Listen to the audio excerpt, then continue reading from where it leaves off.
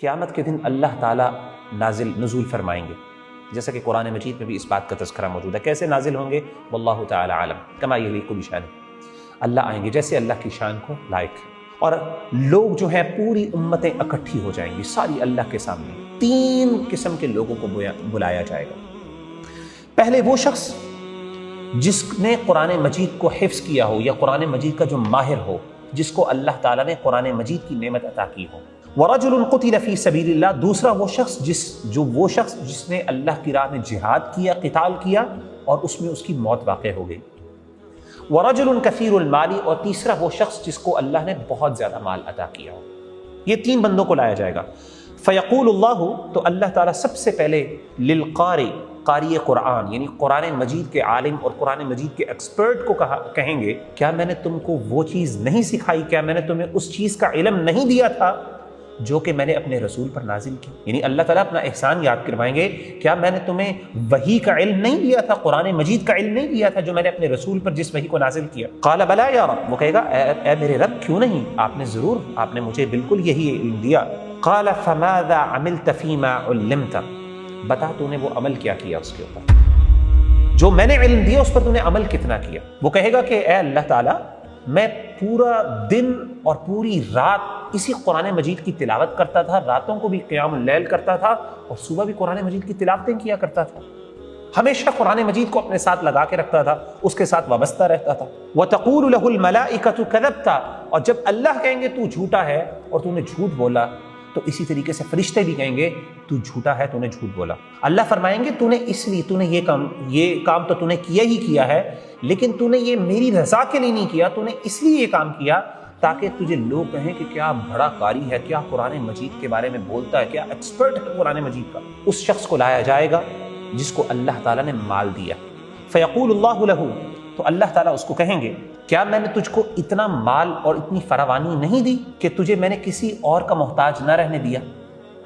قال بلا یا رب، وہ کہے گا اے میرے رب کیوں نہیں، باقی آپ نے مجھے یہ دیا، یہ مال آپ نے دیا۔ وہ ایکنالج کرے گا، ایکسیپٹ کرے گا۔ آپ صلی اللہ علیہ وسلم نے فرمایا کہ اللہ تعالیٰ فرمائیں گے فماذا عملت فیما آتیتک، تو نے اس کا کیا کیا جو میں نے تجھے عطا کیا، جو مال میں نے تجھے دیا تھا اس کا تو نے کیا کیا، اس کے بارے میں مجھے رپورٹ دے، اس کا مجھے بتا۔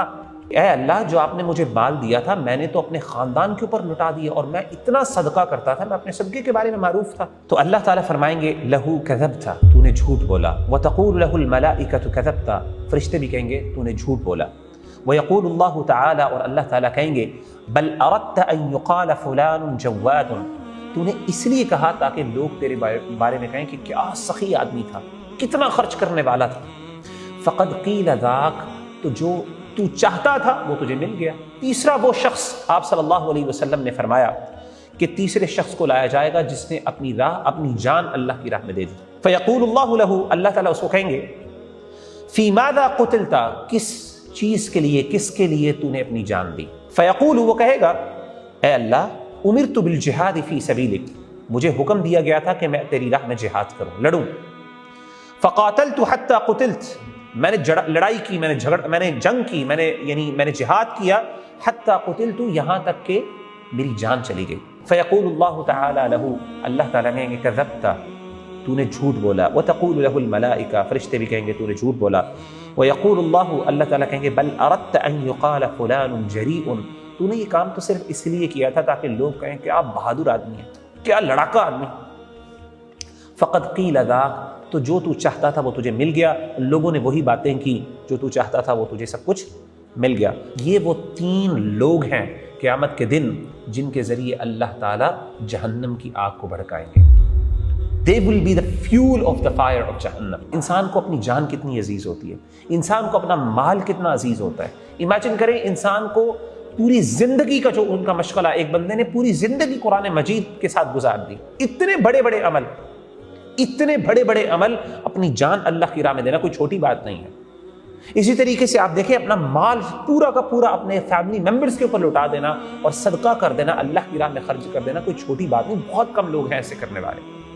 اور تیسری بات، وہ بندہ جس نے پوری زندگی قرآن مجید کے جو راتوں کو قیام اللیل کیا کرتا تھا، اٹھ کے اللہ کے سامنے گڑ گڑایا کرتا تھا، لیکن مقصد کیا تھا کہ ریاکاری تھی، جس کی وجہ سے نہ صرف یہ اعمال ضائع ہوئے بلکہ یہی اعمال اس کی ڈیمائز اور اس کے ڈوم کا بہت بڑا کاز بن گئے۔ اسی لیے میرے بھائیوں اور میری بہنوں، اللہ کے رسول صلی اللہ علیہ وآلہ وسلم کی کئی احادیث اور کئی قرآن مجید میں ظاہر آیات اس پر ہیں۔ اخلاص جو ہے انسان کا، بیسیکلی یہ توحید کا ہی ایک پارٹ ہے۔ وَمَا أُمِرُوا إِلَّا لِيَعْبُدُوا اللَّهَ مُخْلِصِينَ لَهُ الدِّينَ حُنَفَاءَ وَيُقِيمُوا الصَّلَاةَ۔